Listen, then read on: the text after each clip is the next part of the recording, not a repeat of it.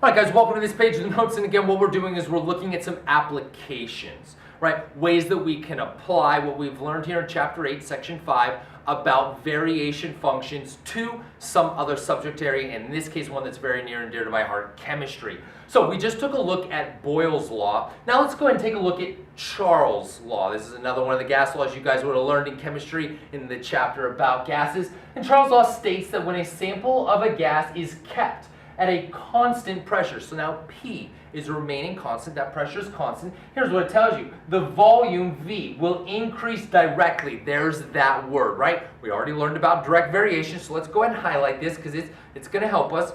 The volume will increase directly as the temperature T. Well, right away, here's what I know. Direct variation, I can jump right into it. Volume increases or volume varies directly as the temperature. So V is equal to K times T. Actually, I'm pretty sure lowercase t is time, so I actually should make that an uppercase T. Lowercase t generally represents time. Uppercase T will represent temperature. I apologize for that typo. I shouldn't have made that mistake. I don't know why they let me teach stuff. So V equals K times T. That's the direct variation we learned already here in this section. And now I'm going to solve for K, right? Because K is the constant. It's the number that never changes. So K would be equal to V divided by T. But again, when it comes to the gas laws, just like the example problems we looked at, they're going to give you an initial and a final set of conditions. They'll say at this particular volume and temperature, what would happen if the temperature went up or down?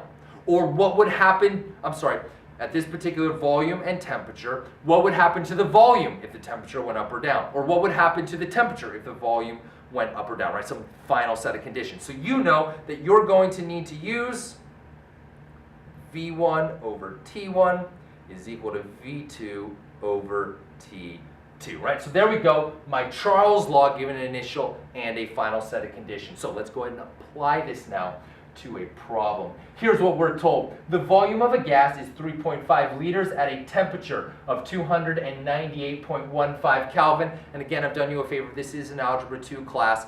Normally in chemistry, we would give you that temperature in degrees Celsius and make you convert it to kelvins yourself. Remember, kelvins is a temperature scale that factors in absolute zero.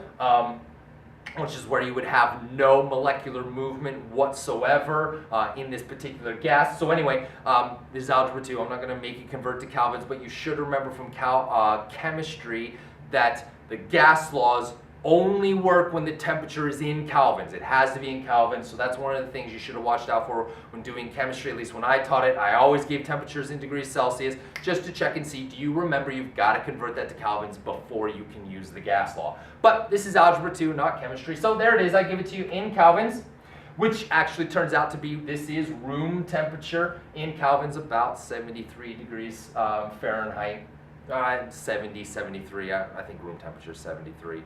I can't remember for sure, but anyway, 298.15 Kelvin, whatever. What is the initial temperature of the gas if its volume, if its initial volume was 1.5 liters? Okay, so here we go. I know that I have Charles' law, so V1 over T1 is equal to V2 over T2. Now let's talk about it for a second before we get our answer. Right, let's think about this for a second. I'm given an initial volume and an initial temperature, right? A V1 and a T1, 3.5 liters and room temperature. I want to know what is, oh wait, look at that, I even tell you initial, so I apologize. 3.5 liters will be my V2, my final.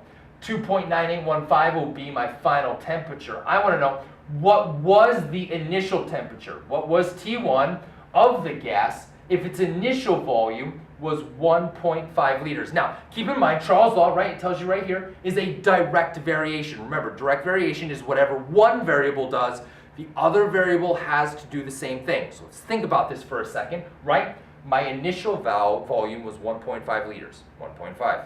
My final volume is 3.5. So what happened to the volume of the gas? I went from 1.5 to 3.5. Is that increase or decrease? Yes. The volume of the gas increased, and it's direct variation. What must happen to the temperature of the gas? Well, it's direct variation. If the volume goes up, the temperature must also go up. They both have to go in the same direction. It's direct variation. So here's what I know. I had better get a temperature bigger than 298.15 Kelvin or I done goofed, all right? You gotta go back and figure out what went wrong. So here we go. Let's plug stuff in. I already said these are my finals. So I am looking for, let's see, 1.5 liters over T1. That's what I don't know. I want the initial temperature. What is the initial temperature? That's all equal to 3.5 liters all over 298.15 Kelvin. Okay, awesome. All right, so I got to solve for T1, and this is, well, as far as algebra goes, trickier than what we've been doing, but you should still be okay. You should recognize right away, cross multiplication from middle school is going to work. Multiply the T1 to this side, multiply the 298 to this side, and that's going to give me 298.15 Kelvin times 1.5 liters is equal to 3. Oh, I'm sorry.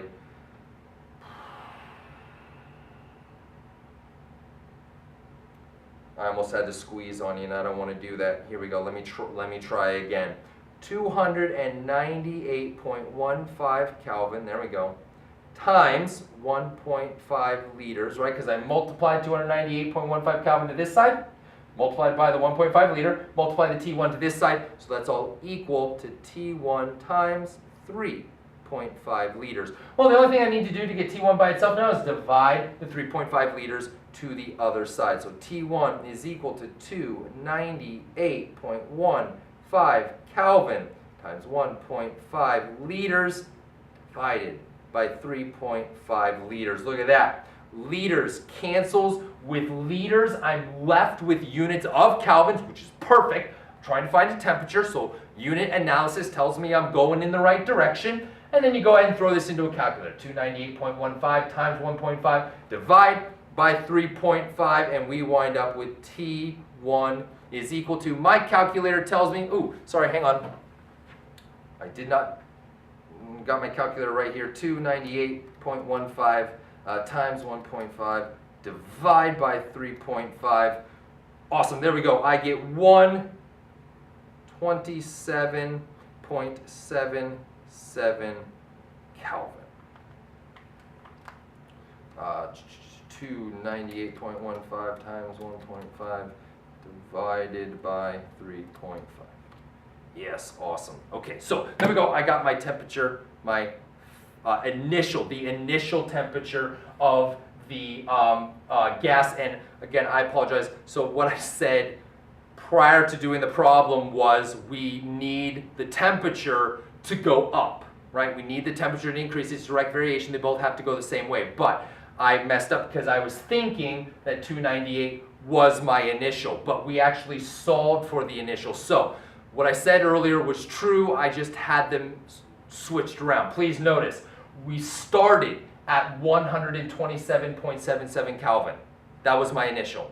That increased to 298.15. So the temperature did go up. It's just, it's not going up from 298.15. The temperature is increasing from 127.77 Kelvin. So I'm sorry, I sometimes get, it's been a while since I've done chemistry. Direct variation, both variables have to go the same way. The volume went from 1.5 to 3.5, that's an increase, so the temperature must increase as well. It went from 127.77 Kelvin to 298.15 Kelvin as its final. Again, there are other gas laws that you guys would have learned in chemistry. Lusik's law, the combined gas law, right? Combined gas law, we looked at the combined variation. So again, you should recognize those now from what we've just done here in Chapter 8, Section 5. Again, like I said, I love it when we're able to take the algebra that we're learning and apply it to some other class, whether it be chemistry or biology or physics or whatever it is. It's always nice to be able to see those connections. So I really enjoyed being able to go through this with you. Thank you so much for joining me for this set of these videos. Can't wait to see you next time.